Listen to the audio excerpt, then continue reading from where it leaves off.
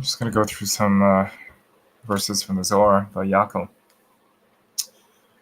It starts with, Moses assembled the whole community of the children of Israel and said to them, Vayakhel opened. Saul said to the Kenites, Go turn away, come down from amidst the Amalekites, lest I sweep you away together with them. For you did kindness to all the children of Israel when they came up from Egypt.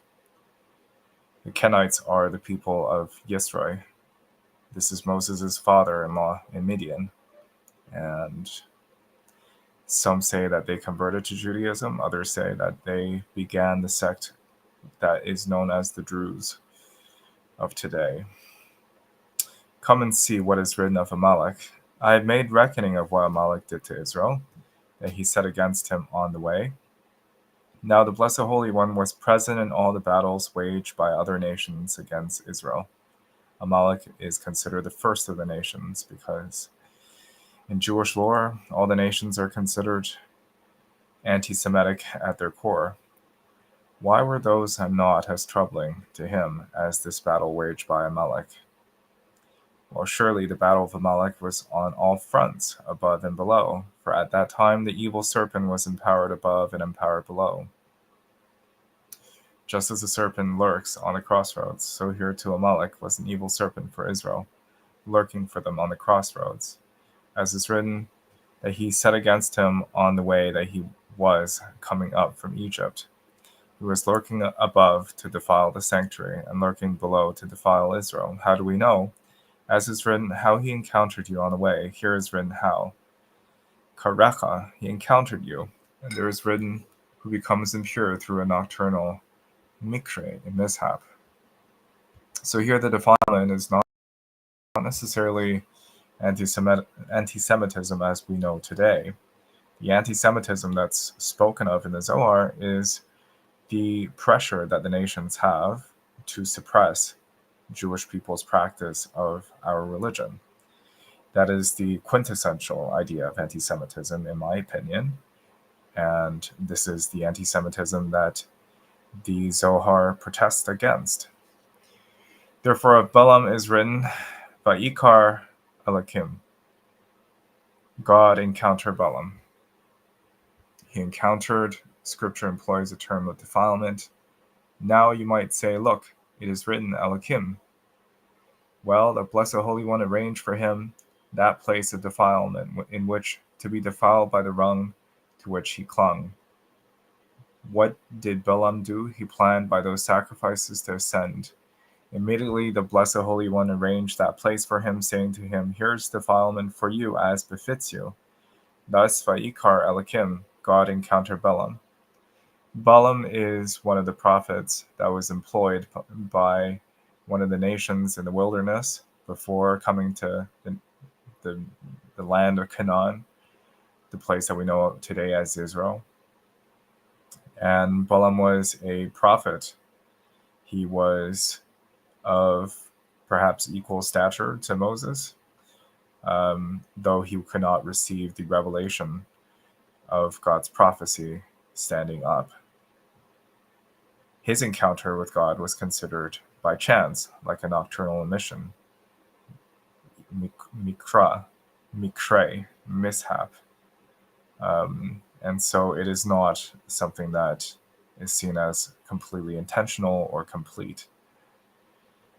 And so Balaam offered, I believe, 7 sacrifices so that he would speak to God and curse the Jewish people.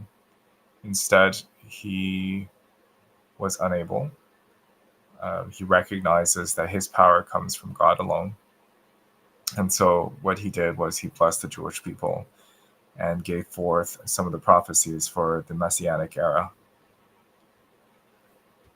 Here it seems like he is in dialogue with the Blessed Holy One, that the Holy One arranged for him places of defilement. These may be a reference to his offerings. Similarly, how Karecha, he encountered you on the way. He summoned against you that evil serpent above to defile on all sides.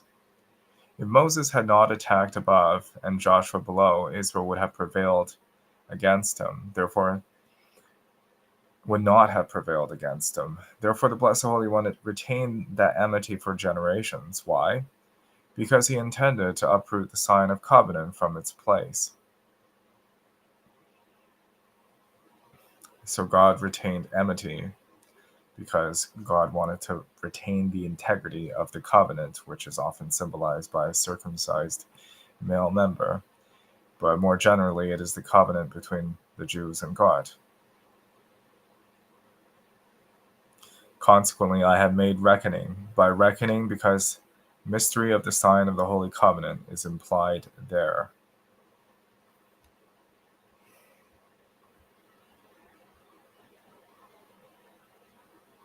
Moses defended the Siphirotic realm against the demonic serpent. Joshua, Amalek, both of them fought that battle mentioned in this portion of the Hebrew Bible. Moses was waging a spiritual war, and Joshua led a physical war. God retained enmity against the Amalekites, according to rabbinic sources. They had mutilated some of the Israelites by cutting off the covenantal sign of circumcision, or the phallus, and throwing it mockingly towards heaven. In doing so, they threatened to ruin the union of Israel.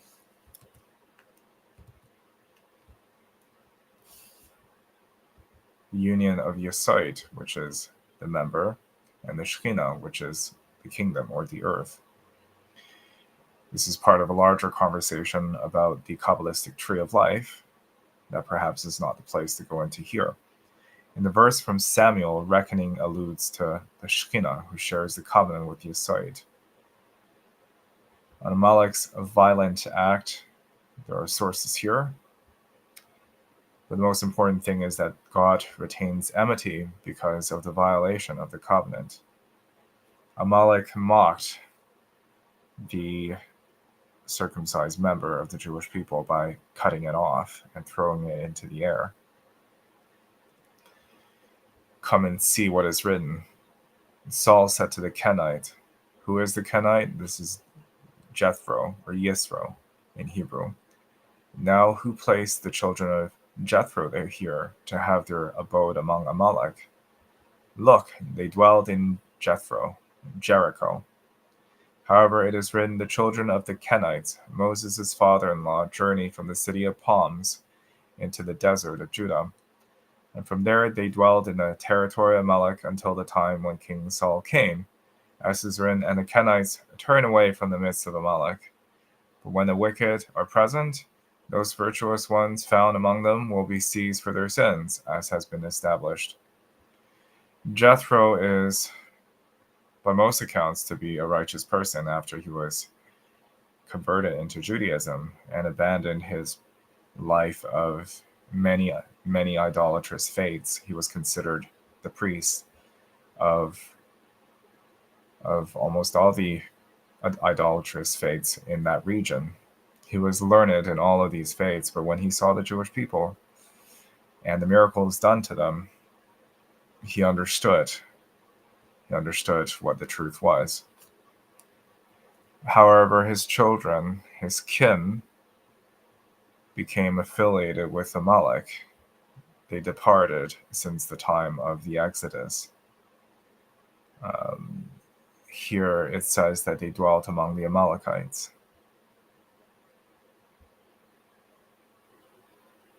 Similarly, if not for that mixed multitude, the Erev Rav in Hebrew, Israel would not have been punished for the incident of the golden calf.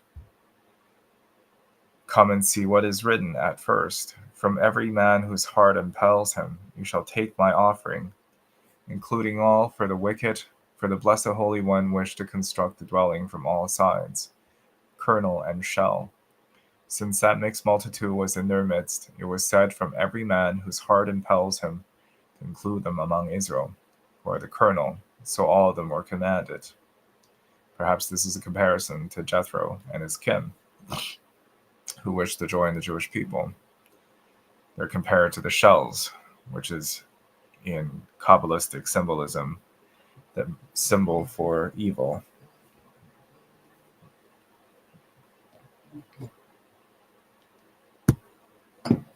Afterward, kind turned to its kind. That mixed multitude came and built the calf, and those who were to die straight after them, inflicting upon Israel death and slaughter. Then the Blessed Holy One said, "From here on the dwelling will be constructed from the side of Israel alone." Immediately Moses assembled the whole community of the children of Israel and said to them, "Take from yourselves an offspring, an offering, surely not as before, from every man whose heart impels him."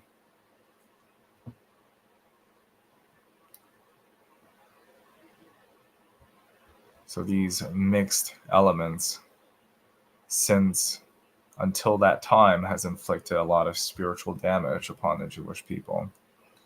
And here there is an element of separation.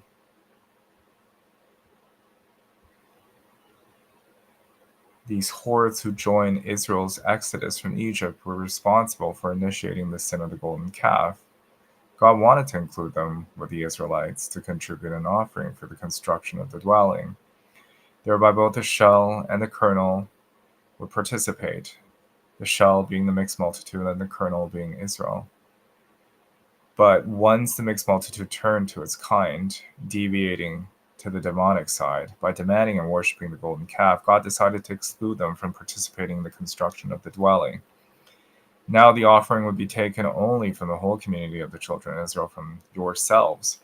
On the image of shell and kernel, there are many other sources that talk about this, but it is very interesting that today, in the very fractious political environment, that people like to accuse the other side, especially within the Jewish world, of being the mixed multitude. This is another way of projecting the evil and the unacceptable upon the other. I think that's quite self-serving and grandiose, first of all, to claim that you are the kernel. It is hard to say that, well, you're straightforwardly the good guy and they're the evil guy. I think it's just reeks of a kind of immaturity. Not to talk about the lack of evidence and complete detachment from any tangible evidence. This happens with Zionists and anti-Zionists. It happens with perhaps other things as well, but most importantly that's a sign that there is a problem. There's a sign of fragmentation, of splitting off parts of the consciousness and believing that the evil in the world is committed solely, is responsible solely by the other side. Moses assembled the whole community. From where did he gather them? Well, because that mixed multitude was among them. Moses had to gather them and isolate them.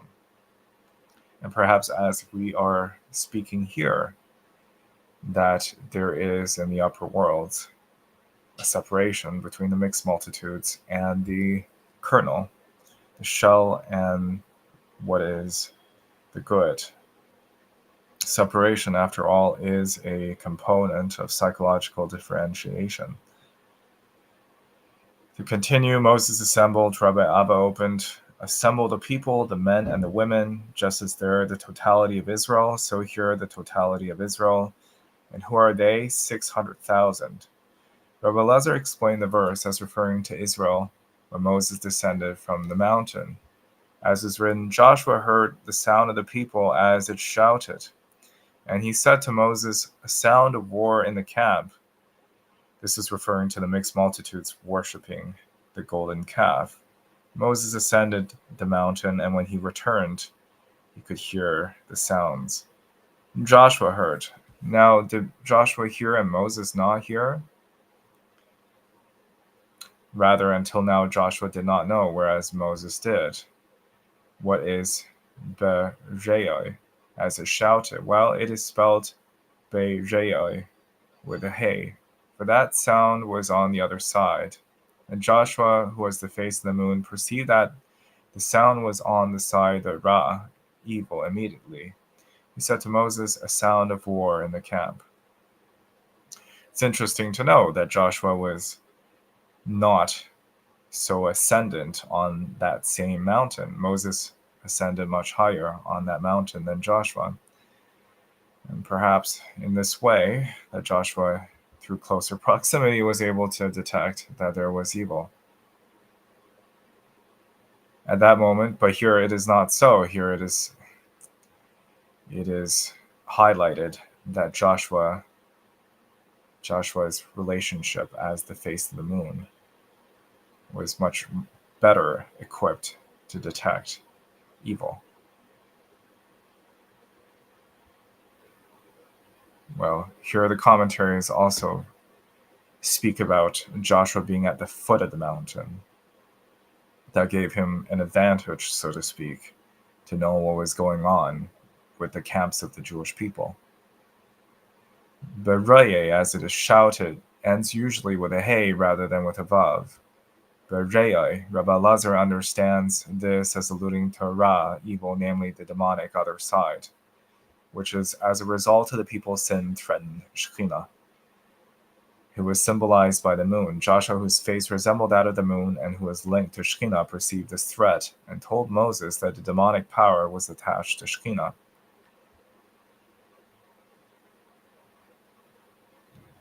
So the moon symbolizes, once again, the Sifriotic organ of Malchus.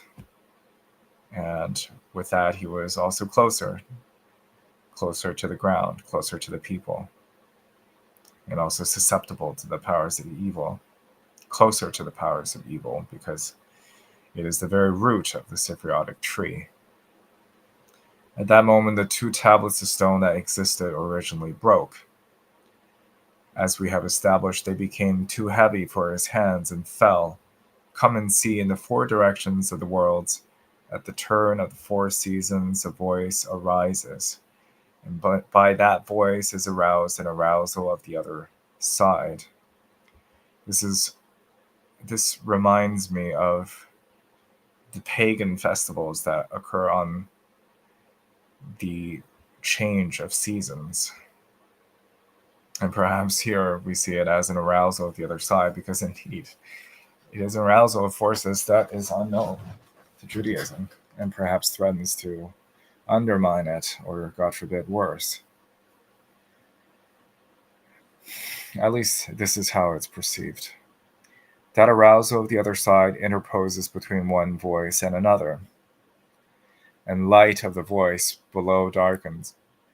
And because the light of the voice above does not reach the voice below, then that arousal interposing between one and the other is called serpent, who seduces the woman, and it seizes the light. And that voice is the sound of war, kol ra, an evil sound, and this is bereah. Therefore Joshua heard, and not Moses, because that evil had seized the light of the moon, to which Joshua was linked, whereas Moses was linked to the sun, did not hear. The light of all Israel darkened because of that evil clinging to them.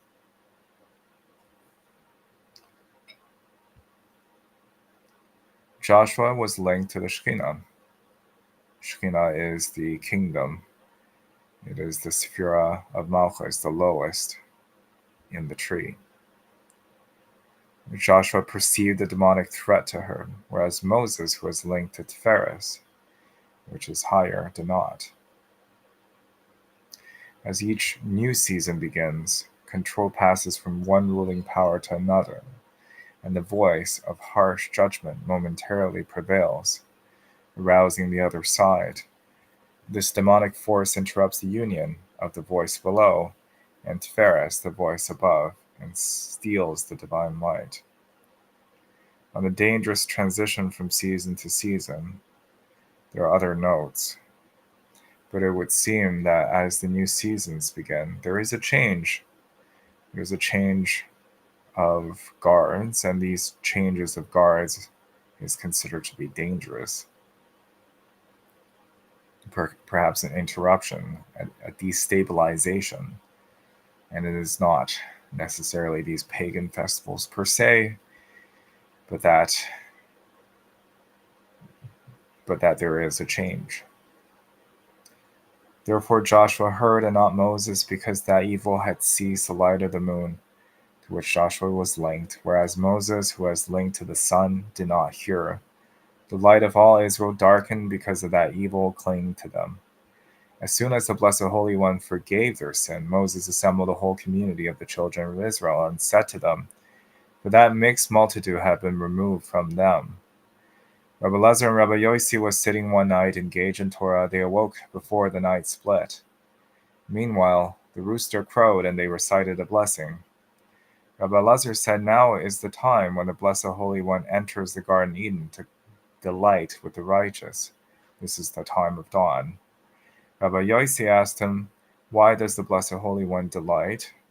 Rabbi Lezer wept and said, come and see. Until now the Blessed Holy One has shaken 390 firmaments and kicked them, and wept over the destruction of the temple, and shed 2 tears into the great sea, and remembered his children through weeping.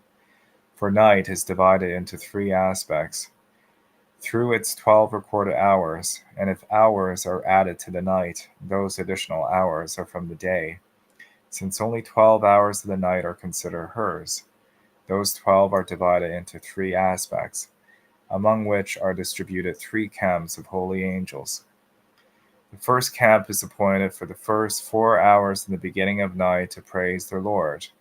What do they say? The earth and her fullness are God's, the world and those who dwell in her, for upon seas he founded her, and upon rivers set her firm. Who shall ascend the mount of God, and who shall rise in his holy place?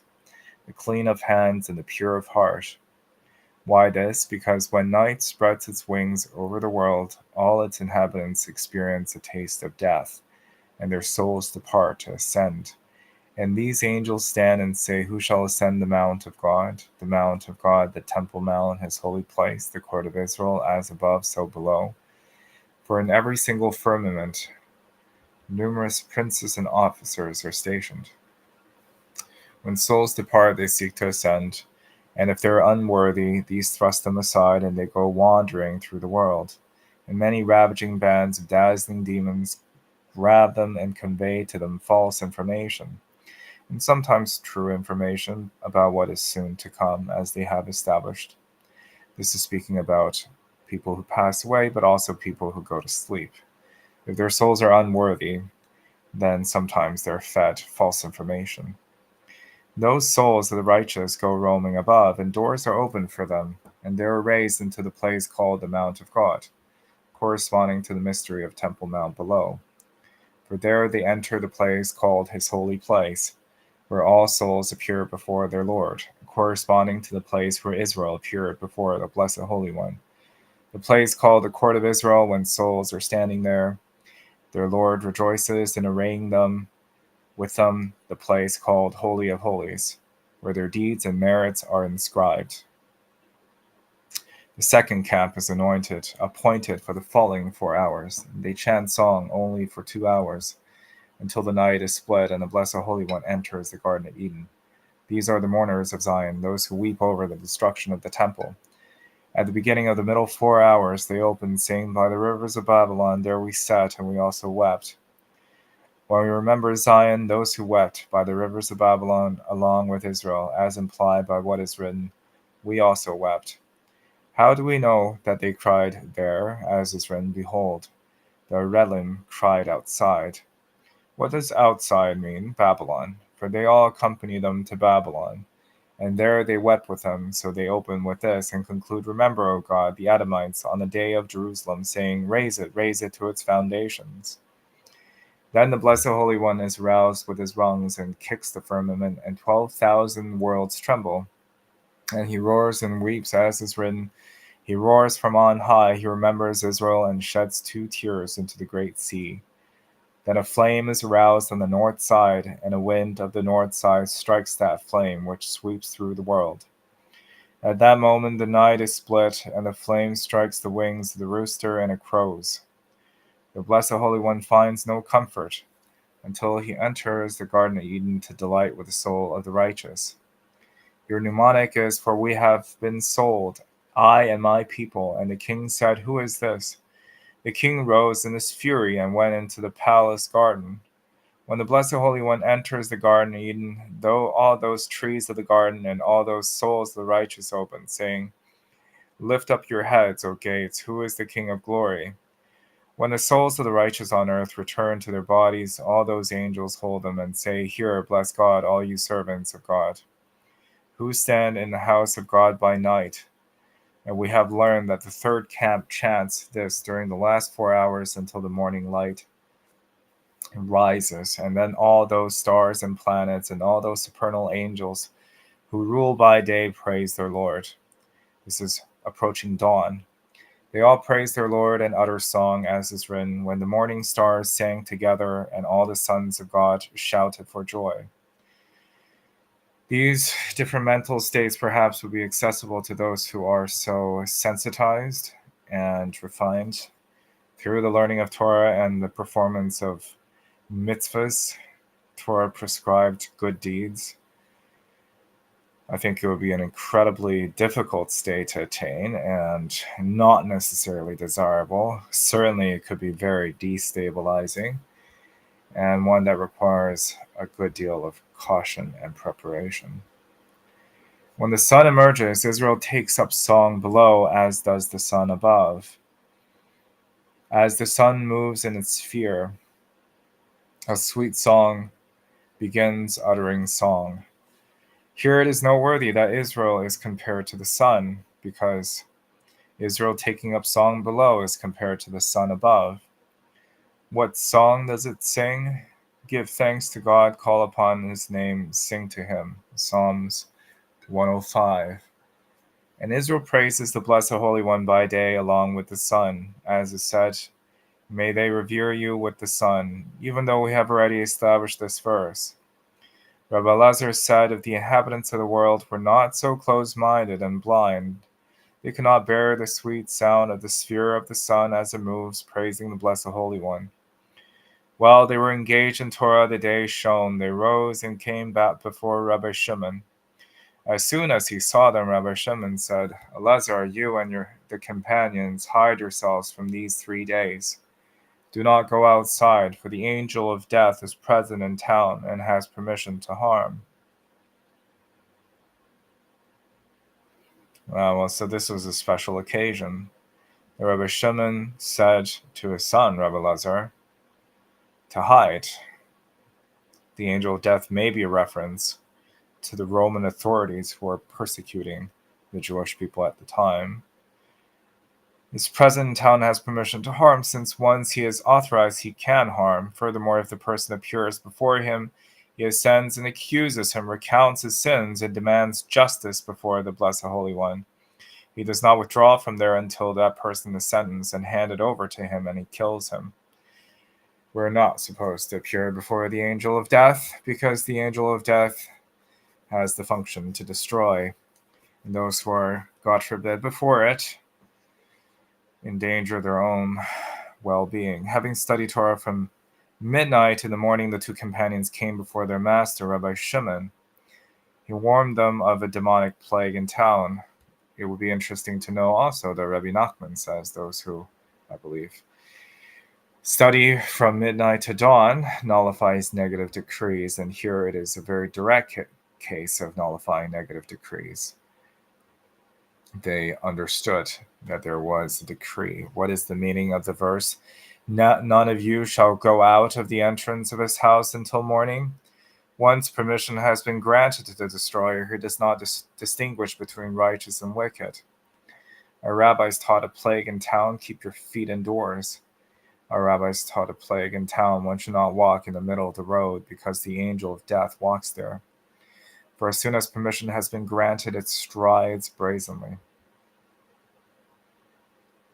The angel of death obviously has been compared countless times to the Satan, the accuser, and they share many similarities. Rabbi Shimon said, by God, most of the world do not die before their time, except those who do not know how to protect themselves. For from the moment that the deceased is taken from his house to the cemetery, the angel of death appears among the women. Why among women? Because that has been his way since the day he seduced Eve. on account of whom he inflicted death upon the whole world. It should be noted that women and Joshua both correspond to the Sephirotic organ of kingdom, Malchus, which has a close affinity with evil. So when he kills a person and men are present with the dead one, he enters among the women on the way, from the time when the deceased is taken from his house to the cemetery until they return to their homes. On account of them he brings death upon many men in the world before their time. Of this is written, some are swept away without justice, for he ascends and accuses and recounts a person's sins before the Blessed Holy One, and that person is judged for those sins and passes away before his time. The women that accompanies the angel of death from the cemetery, and perhaps anyone who shares that Sephirotic quality of Malchus, of being close to the kingdom, they seem to carry this deadly spiritual infection. What is his remedy? When the deceased is carried to the cemetery, a man should turn his face and leave the women behind his shoulders. And if they precede him, he should walk behind, so as not to see them face to face. Afterwards, as they return from the cemetery, he should not return on the same way where the women are standing, nor should he look at them at all. Rather, turn a different way, because people do not know or consider this. Most of the world are arraigned in judgment and pass away before their time. So the prescription given here by the Zohar is that a man, should turn his face, probably also a woman, and leave women behind his shoulders, and if they precede him, he should walk behind. Most importantly, not to see them face to face. He should not return on the same way where the women are standing. He should not look at them at all. It seems like at that time, they carry a tremendously negative force because people do not know or consider this.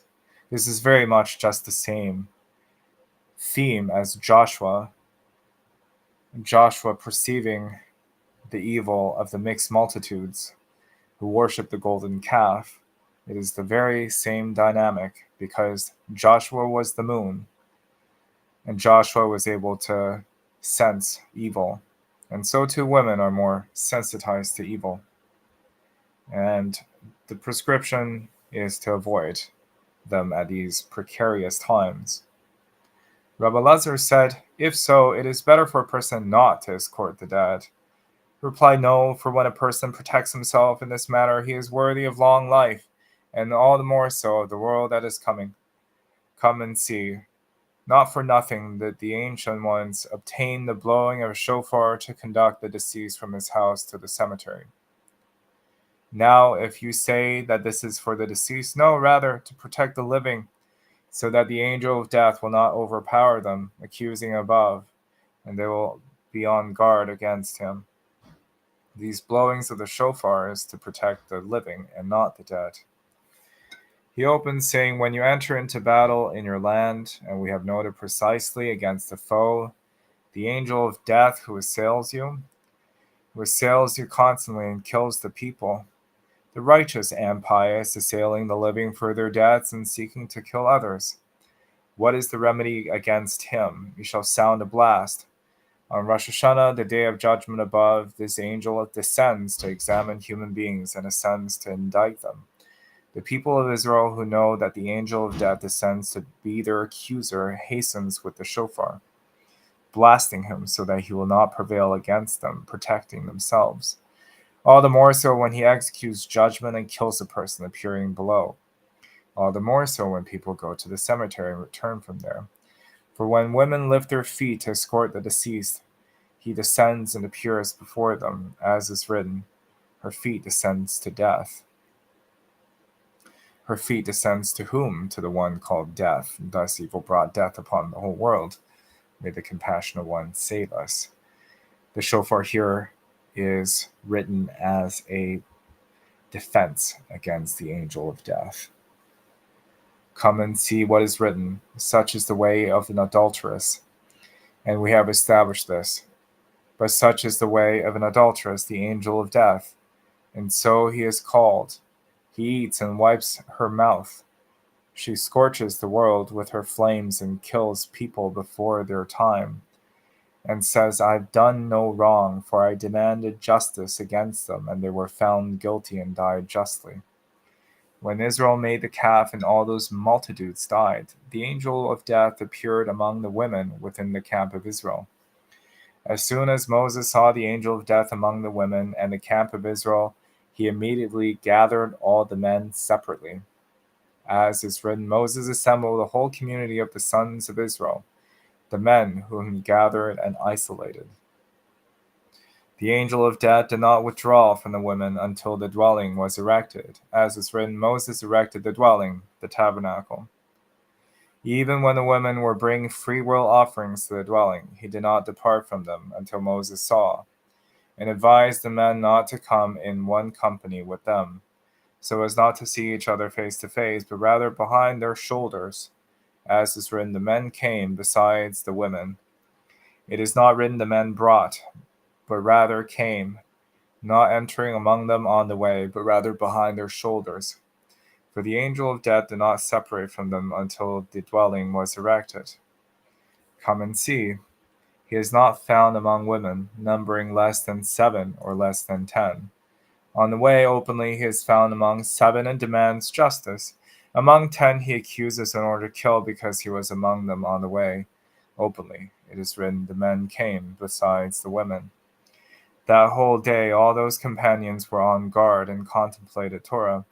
Rabbi Shimon opened, saying, God said to Noah, come into the ark, you and all your household. We have established this verse, but come and see. Could not the Blessed Holy One have protected Noah in one place in the world, so that the flood would inundate the whole world, except for that place? As is written of Gideon, only the fleece was dry, while there was dew all over the ground.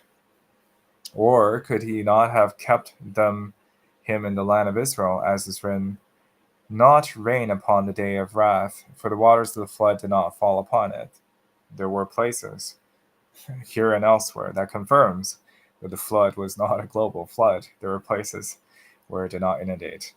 However, once the destroyer descends to the world, whoever does not shut himself in, but appears before him openly, forfeits his life and thus kills himself. How do we know? From Lot, Abraham's cousin. As is written, flee for your life, don't look behind him. This is referring to Sodom, after the angel has brought down brimstones. Why don't look behind you? Because the destroyer was walking behind his shoulders. If he had turned his head and looked at him face to face, he could have harmed him. Therefore of Noah is written, God shut him in, so that the angel of death would not prevail against him. And it would seem that some of the places where I was before, I could sense the presence of the angel of death. And perhaps it is fortunate to not look back upon those places where, God forbid, they would prevail against those who were there. While they were hidden, 13 men in town died. Rabbi Shimon said, Blessed be the compassionate one, that the angel of death did not perceive your images.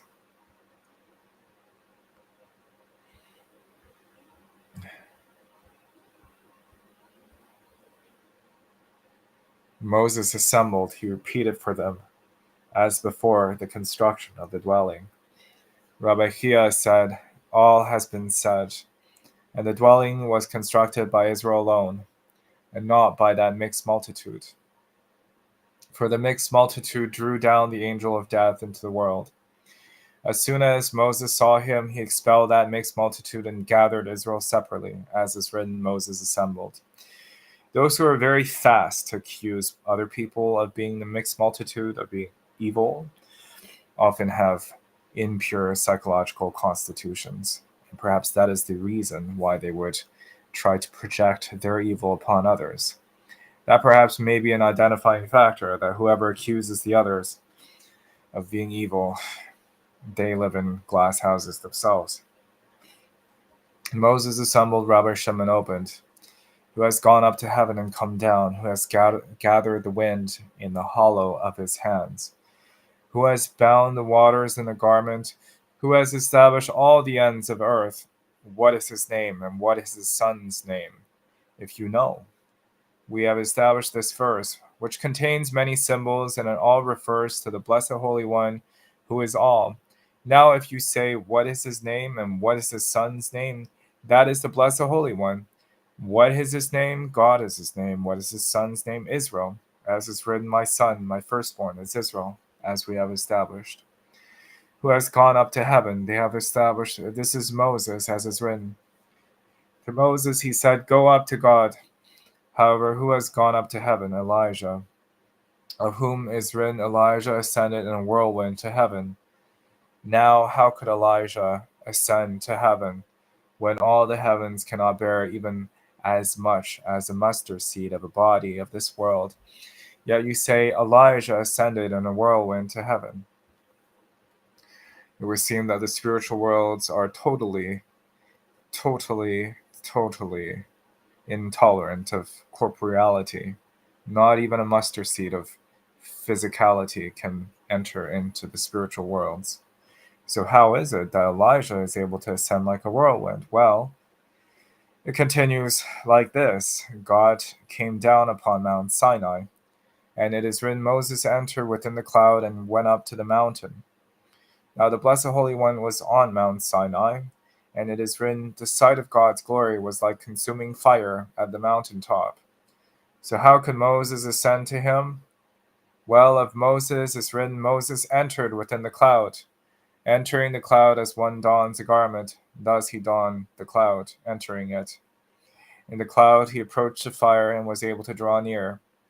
Similarly, of Elijah is written, Elijah ascended in a whirlwind, entering that whirlwind and donning it and thereby ascending. I found a secret in the book of Adam describing the generation of the world. Entering the cloud as one dons a garment. It would seem that this cloud shields his corporality and allows him to draw near. I found a secret in the book of Adam describing the generation of the world. There will be a spirit that will descend to the world on earth and will don a body, and Elijah is his name. In that body he will ascend, and his body will persevere and remain in the whirlwind. And another body of light will be prepared for him to be among the angels. When he descends, he will don that body remaining in the whirlwind, and in that body he will manifest below, while in the other body he will manifest above. This is the mystery of has gone up to heaven and come down. There has never been a human whose spirit has gone up to heaven and afterwards came down except Elijah, for this is the one who ascended and descended. Alternatively, who has gone up to heaven? Elijah, and came down? Jonah, who descended to the abyss and to the depths of the sea. Jonah derived from the power of Elijah. Elijah ascended, Jonah descended. One prayed that he might die, and the other prayed that he might die. Thus he is called son of Amittai. And it is written, the word of God is in your mouth, emes, truth. Who has bound the waters? Elijah, who bound the bundle of water. And no dew or rain from heaven came down in a garment. Elijah, who brought his mantle to perform miracles. Who has gathered Ruach, the wind, in the hollow of his hands? Elijah, who restored Ruach, the breath of a human within him, has gathered, as is said, Asav, and heal the leprosy. Who has established all the ends of the earth? Elijah, who after binding the waters and adjuring the heavens, turned back in prayer and established the whole world. Rain came down, and food was provided for all. What is his name? Elijah. What is his son's name? Elijah. What is his name when he ascended? Elijah. What is his son's name when he descended and became a messenger to perform miracles? Elijah is his name. Alternatively, who has gone up to heaven? The Blessed Holy One, as has been established.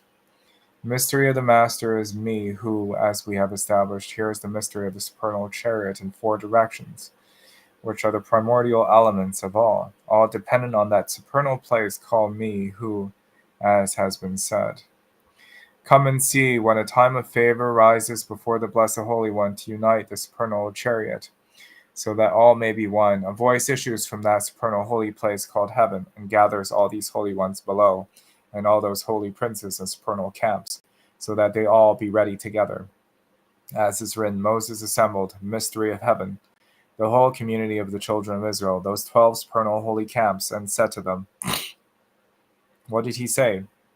This is the thing that God has commanded, saying, take for yourselves an offering for God, prepare yourselves to lift and carry the glory of the holy throne, raising it above. Distinguish those venerated ones, those supernal princes, to raise that offering. Mystery of the holy throne, to be united with the patriarchs, for the matronita, the Shekhinah, can approach her husband fittingly, only with her virgin maidens escorting her, conducting her to her husband, as is said, virgins behind her companions. Why all this? To God, to come join her husband. Everyone whose heart impels him, those 4 supernal camps comprising in their totality all the other camps, and these issue from the supernal patriarchs called Nedivim, nobles, as we have established. For it is written, delved, Nedivel, nobles of the people, the patriarchs. Yaviacha shall bring it. It is not written, Veviucha, they shall bring it, but rather, Yaviacha, he shall bring it, unifying them all as one. Similarly, it is not written, Yavi, he shall bring, but rather, Yaviacha, you shall bring her, raising her to her husband, as it should be. Here, Trumas, an offering, God, as amplifying the meaning to include all the other supernal camps, uniting all as one. This seems to be a remedy for the problematic aspect of the female element of God, of God's emanations. There is an uplifting. There are 12 in one totality: gold, silver, and bronze, violet, purple, and crimson, linen, and goat hair, reddened ram skins, tan leather skins, and acacia wood, oil for lighting, spices for the anointing oil, and for the aromatic incense. These are 12 supernal camps, all comprised in totality of 4, called holy living creatures, as has been said. All these raise the holy throne, conveying her above to unite with her husband, to be present with her in supernal glory. Then the supernal king sits upon the holy throne, and wife is united with her husband, so that all becomes one, then joy of all. Come and see. Here Torah begins by enumerating gold first and then silver, since this is reckoning from below. But when it comes to enumerate the element of the supernal chariot, it begins from the right, and then from the left. How do we know? As is written, mine is the silver and mine is the gold. Silver first, then gold, whereas the lower chariot, it begins from the left, and then the right. Gold, silver, and bronze. Gold first, and then silver. All those chariots are called whose heart impels him. Everyone, including all the other chariots. Heart, what is heart? Corresponding to the mystery that is written. A good-hearted person has a continuous feast. This is heart of all. This is the holy throne. So they're called heart, everyone whose heart impels him, as we have established. For these 4 camps, totality of them all are called in one mystery whose heart impels him. An offering for God, holy throne, since they raise her and elevate her. She is called Trumas, a raised offering for God. Consequently, when Ezekiel saw the mystery of the living creatures rising, he did not see that they were rising, since she was rising towards the supernal king in hidden concealment in supernal glory. Every wise-hearted one among you, those 60 springs watering the world, from whom it is watered, shall come. Why shall come? Well, to come gather from the treasury of life shall come, and afterward do what the Blessed Holy One commanded them, to shepherd the world.